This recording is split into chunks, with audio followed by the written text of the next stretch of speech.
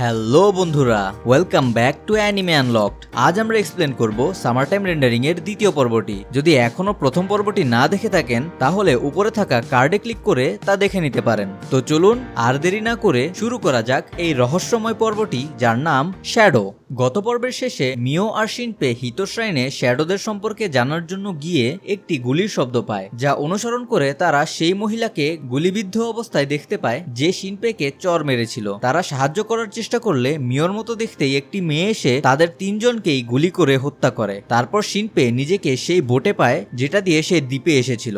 এপিসোডটি শুরু হয় শিনপের স্বপ্নের মাধ্যমে, যেখানে আমরা দেখতে পাই মিও অচেতন শিওরিকে বয়ে নিয়ে দাঁড়িয়ে আছে এবং সে হাঁপাচ্ছে। সোকে দেখা যায় তার সাধ্যমতো উশিওকে প্রাথমিক চিকিৎসা দেওয়ার চেষ্টা করছে। সো তার বোন তোকিকোকে বলে স্কুলে গিয়ে প্রবেশপথের পিলার থেকে এইডি প্যাকটি নিয়ে আসতে। শিনপে কিছুই বুঝতে পারছিল না যে কি হচ্ছিল। এরপর প্রথম এপিসোডের মতোই শিনপে আবারও জেগে ওঠে এবং সেই মহিলার সাথেই একইভাবে ধাক্কা খায় আর ভুল বোঝার কারণে চরও খায়। কিন্তু মহিলা এবার তাকে জিজ্ঞেস করেন সে ঠিক আছে কিনা। তিনি বলেন শিনপে ঘুমের মধ্যে বেশ কাতরাচ্ছিল, যেন সে কোনো দুঃস্বপ্ন দেখছিল।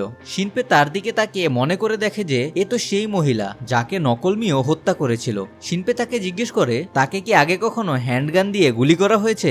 এতে মহিলা বিভ্রান্ত হয়ে ভাবেন শিনপে সত্যিই কি ঠিক আছে। তখন শিনপের মনে হচ্ছিল এই মহিলার থেকে চর খাওয়াটা তার জন্য প্রথমবার নয়, সে আগেও হয়তো এই অভিজ্ঞতা পেয়েছে। শিনপে বলে সে ঠিক আছে, হয়তো সে কোনো সিনেমা দেখার স্বপ্ন দেখছিল, তাই সে কাতরাচ্ছিল। এরপর সে তার ফোন হাতে নিয়ে তারিখ দেখে অবাক হয়ে যায় যে এটি 22শে জুলাই ছিল। কিন্তু তার মনে আছে সে 23শে জুলাই মিওর সাথে হিরোকোতে গিয়েছিল, যেখানে মিওর মতো দেখতেই একটি মেয়ে মিওকে এবং তাকে হত্যা করেছিল। শিনপে নিজেকে বলে যে অবশ্যই এটি একটি স্বপ্ন ছিল, বাস্তব নয়। শিনপে তার ফোনে নাগুমো রিওনোসুকের লেখা সোয়াম্পম্যান নামের একটি উপন্যাস খুলে দেখে, যা ওয়াকায়ামাতেই বেস করা এক তরুণীর গল্প যে বিশ্বাস করতে শুরু করে যে তার বন্ধু বান্ধব এবং পরিবারকে আসলে তাদের হুবহু নকল দিয়ে বদলে ফেলা হয়েছে। শিনপে ভাবে হয়তো এই উপন্যাস পড়তে পড়তে ঘুমিয়ে পড়ার কারণেই সে এমন অদ্ভুত দুঃস্বপ্ন দেখেছে। এখানে বন্ধুরা নাগুমো রিওনোসুকের নামটি মনে রাখবেন, এটি কিন্তু সামনের এপিসোডগুলোতে একটি ইম্পর্টেন্ট প্লট পয়েন্ট হতে চলেছে।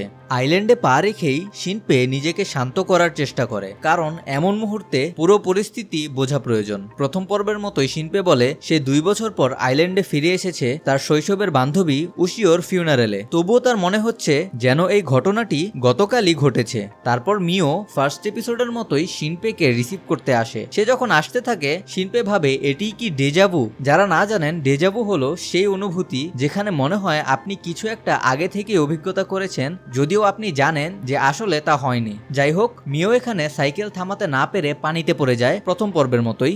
শিনপে লক্ষ্য করে মিওর জামা কাপড়ও শিনপের স্বপ্নের সাথে মিলে যাচ্ছে। এখানে একটি ছোট্ট ডিটেল রয়েছে যে শিনপের লাগেজ আগের পর্বেও সেম জায়গাতেই আটকে গিয়েছিল। তারপর শিনপে মিওকে সাইকেলের ব্রেকের কথা জিজ্ঞেস করলে মিও বলে সে চেষ্টা করেছে কিন্তু ব্রেকটি কাজ করছিল না। মিওকে পানি থেকে তুলে শিনপে দেখে মিওর সাইকেলের ব্রেকটি কাটা। তারপর শিনপে উশিওর ফিউনারেলে যায়, যেখানে সে লক্ষ্য করে যে সবকিছুই সেইভাবেই হচ্ছে যা সে স্বপ্নে দেখেছিল, যেন সে কোনো মুভি রিপিটে দেখছে। সে তার স্বপ্নে যা দেখেছিল সবাই ঠিক সে একই কাজ করছে এবং একই কথা বলছে। অ্যালেনের সাথে দেখা করার পর হলের ভিতরে গিয়ে শিনপে ধীরে ধীরে বুঝতে পারে এটি কোনো স্বপ্ন বা ডেজাভু নয়, বরং সে আবারও 22শে জুলাই রিলিভ করছে, অর্থাৎ সে 22শে জুলাইয়ে আবারও ফেরত চলে এসেছে। তখন আমরা বোটের সেই মহিলাকেও দেখতে পাই যার নাম হিজুরু মিনাকাতা। বন্ধুরা, আমি সুবিধার জন্য আপনাদের এখনই সেই মহিলা হিজুরুর নাম বলে দিলাম, তবে অ্যানিমেতে কিন্তু আরো অনেক পরে তার নাম উল্লেখ করা হবে।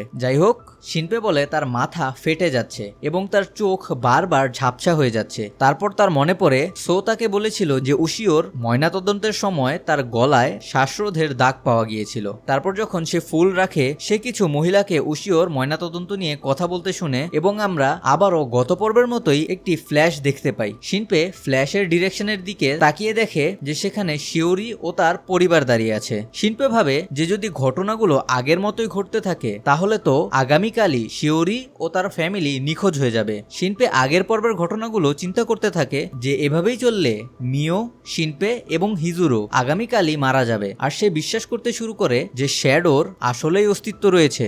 রাতে শিনপে আগেরবারের মতোই কারি রান্না করে, কিন্তু শিনপে এবার খাবার বাদ দিয়ে শ্যাডোর কথা ভাবতে থাকে যে যারা শ্যাডো দেখে শ্যাডোটি তাদেরই মেরে ফেলে। তাহলে উশিওকেও কি শ্যাডোই হত্যা করেছে? আর মিও কি তার নেক্সট টার্গেট?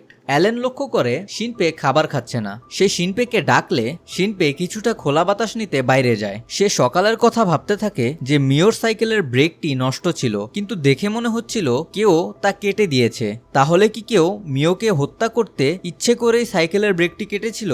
যখন শিনপে এটি ভাবছিল যে তার কোনো ধারণাই নেই কি ঘটেছে এবং সে পরিস্থিতি থেকে একটুও পিছু হটতে পারছে না, সে টেটসুর কণ্ঠ পায়। টেটসু মিওকে বাইরে থাকার কারণ জিজ্ঞাসা করে যে তার কি কারোর সাথে ঝগড়া হয়েছে। আর শিনপেও মিওকে বাইরে স্কুল ইউনিফর্মে দেখে অবাক হয়, কারণ শিনপে মাত্রই মিওকে ঘরে দেখে এসেছে আর সে স্কুল ইউনিফর্মেও ছিল না। তারপর শিনপে দেখে মিও টেটসুকে ছুরি দিয়ে বারবার আঘাত করতে করতে মেরে ফেলে। যতক্ষণ না টেটসু মারা যায় মিও তাকে ছুরি মারতেই থাকে, যা দেখে শিনপে বুঝে যায় যে এটি আসলে মিও নয় বরং একটি শ্যাডো। তারপর আমরা ফিউনারেলে দেখা একই ধরনের একটি ফ্ল্যাশ দেখতে পাই, যার পরে শ্যাডো মিওর শ্যাডো থেকে আরো একটি শ্যাডো বের হয়, যেটি হুবহু টেটসুর মতোই দেখতে হয়। বন্ধুরা, এখান থেকেই আমরা বুঝতে পারি যে একটি শ্যাডো যখন কারো ছদ্মবেশ ধরে তখন একটি ফ্ল্যাশ দেখা যায়। আর প্রথম পর্বে আমরা অ্যালেনের ডাইনারে যাকে দেখেছিলাম সে আসলে টেটসু ছিল না বরং তার শ্যাডো ছিল। তারপর শ্যাডো টেটসু আসল টেটসুর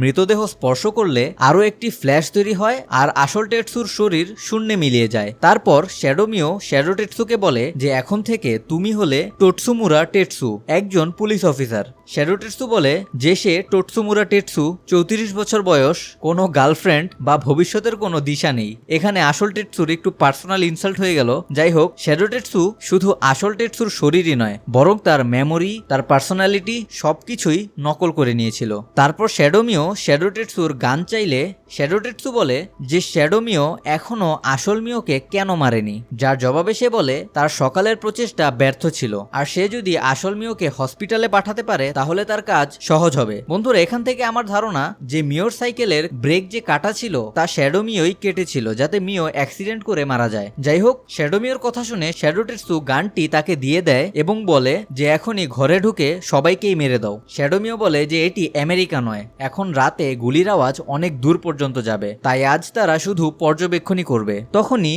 শিনপের ফোনে সো কল দিয়ে বসে, যা ভাইব্রেশনে থাকলেও শ্যাডোরা তা শুনে নেয় এবং শ্যাডো মিও শিনপের গলায় ছুরি ঢুকিয়ে দেয়, যার পরে শিনপে মাটিতে পড়ে যায় এবং শ্যাডো টেটসু শিনপেকে বলে যে কান পেতে শোনা মৃত্যুদণ্ডের অপরাধ। তারপর শ্যাডো টেটসু শ্যাডো মিওকে জিজ্ঞেস করে সে কি এখন শিনপেকেও কপি করবে। সে বলে না, শিনপে ইতিমধ্যেই এখানে শ্যাডো মিওর কথা পুরোপুরি শোনা যায় না, কারণ শিনপের শরীর থেকে শিনপের চেতনা আলাদা হয়ে যায় এবং হাওয়ায় ভাসতে থাকে আর নিজের বডি দেখে সে ভাবে সে কি মারা যাচ্ছে।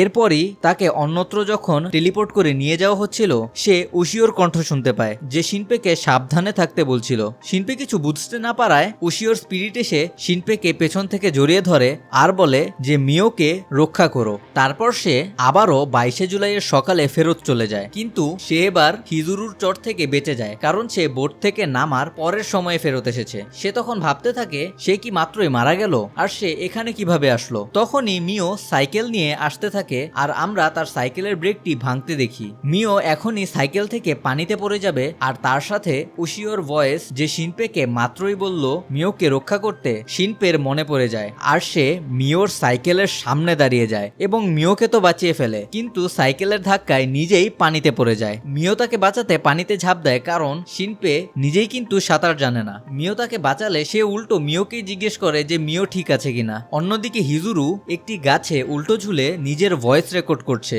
যে সে হিতোগাশিমাতে আসার পর 1 ঘন্টা 37 মিনিট পার হয়েছে এবং সে বোটে ওঠার আগে একটি ট্রেডিশনাল খাবার নারেজুশি খেয়েছে, যা সুশির প্রিকারসার ডিশ, আর তা খাওয়ার জন্য সে ভয়েস রেকর্ডিং এ রেকমেন্ডও করে দেয়। সে আরো ব্যাখ্যা করে যে উল্টো ঝুলে থাকার ফলে তার মাথায় বেশি করে রক্ত প্রবেশ করে আর সে ভালোভাবে চিন্তা করতে পারে, যা সে রেকর্ডিং এ বলে যে তুমিও ট্রাই করো, যা তোমার চিন্তা শক্তি বৃদ্ধি করতে পারে। সে তারপর সোজা হয়ে বসে আর দূর থেকে শিওরির উপর নজর রাখে। তারপর সে বলে এটা লোকজনের মাঝেই আছে এবং এবং সে আপাতত পর্যবেক্ষণ করবে। তারপর হিজুরু রেকর্ডিং থামিয়ে দেয়। এখন এখানে লক্ষণীয় বিষয় হলো হিজুরু শিওরির দিকে তাকিয়েছিল এবং সে শিওরিকে কোনো মানুষের মতো না বলে বলছিল এটা একটি অবজেক্টের মতোই বলছিল।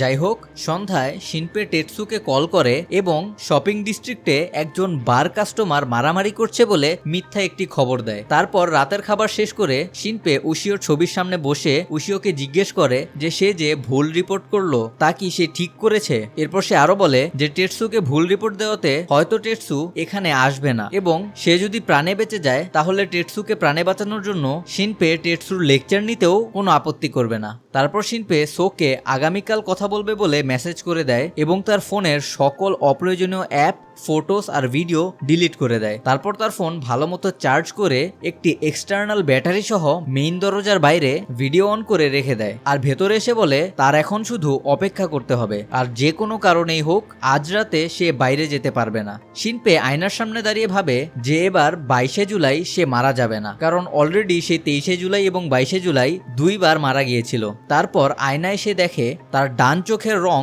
আলাদা, যেন সে কিছু একটা চোখের উপর পড়ে আছে। সে জানে না এটি কি এবং কখন বা কোথা থেকে এটি এসেছে, কিন্তু আমরা যারা প্রথম পর্ব দেখেছি তারা অবশ্যই জানি যে এটি উশিওই তাকে পরিয়ে দিয়েছিল। তারপর শিনপে বাথরুম থেকে পানির শব্দ শুনে মিওর নাম ধরে ডাকে, কিন্তু ভেতর থেকে কোনো সাড়া না পেয়ে আগে থেকেই ভয় পেয়ে থাকা শিনপে মিওকে খুঁজতে বাথরুমের দরজা খুলে ফেলে। মিও তখন গোসল করছিল আর শিনপেকে দেখে মিও একটি চিৎকার করে শাওয়ার হেডটি শিনপের মুখে ছুঁড়ে মারে। এতে শিনপের নাক ফেটে গেলেও সে মিও সুরক্ষিত থাকাতে স্বস্তি পায়। তখন বাইরে আমরা শ্যাডো মিওকেও দাঁড়িয়ে থাকতে দেখি। পরের দিন সকালে শিনপে তার ফোনের রেকর্ডিং চেক করে আর তারপর মিওকে সেই ভিডিওটি দেখায়। সে মিওকে সবকিছু খুলে বলে, কিন্তু এটা বলে না যে অলরেডি শিনপে, মিও এবং আরেকজন মহিলা অর্থাৎ হিজুরু অলরেডি শ্যাডো মিওর হাতে মারা গিয়েছে এবং শিনপে তো দুইবারই মারা গিয়েছে।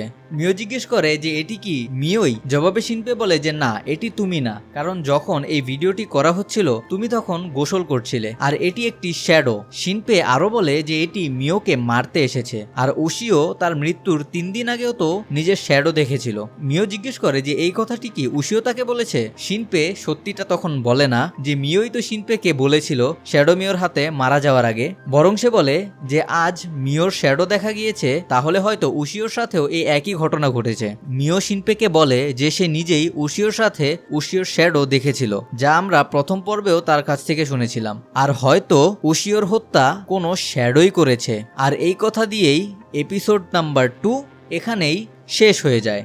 এখন প্রশ্ন হলো শিনপে আর মিও কি এই রহস্য উদ্ঘাটন করতে পারবে এবং হিজুরু শিওরিকে কেন একটি অবজেক্টের মতো বলেছিল যে এটি তাদের মধ্যে আছে? তাহলে এটি কি আসল শিওরি নাকি একটি শ্যাডো? মিস না করতে চাইলে আমাদের চ্যানেল অ্যানিমে আনলকডকে সাবস্ক্রাইব করুন, বেল আইকন প্রেস করে আমাদের সাথেই থাকুন। তাছাড়া যদি ভিডিওটি ভালো লেগে থাকে তাহলে অবশ্যই লাইক, কমেন্ট আর শেয়ার করতে ভুলবেন না, এটি আমাদের অনেক হেল্প করবে। তাছাড়া অন্য কোন অ্যানিমের এক্সপ্লেনেশন দেখতে চান তাও আমাদের কমেন্ট করে জানাতে পারেন। তো আজ এই পর্যন্তই, দেখা হচ্ছে পরের ভিডিওতে।